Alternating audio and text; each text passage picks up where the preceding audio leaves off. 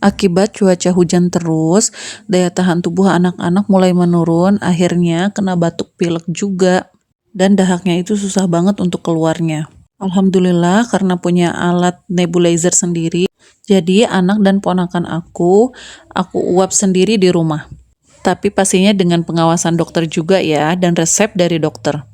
Alhamdulillah alat sudah terpasang dan obat-obatan yang diperlukan juga sudah disiapkan. Tinggal pasang sungkup dengan posisi yang tepat, lanjut tekan tombol on off-nya. Alhamdulillah ini ponakan aku pinter banget selama diuap. Lanjut anak aku yang paling besar juga batuk ya dengan dahak yang susah banget keluarnya.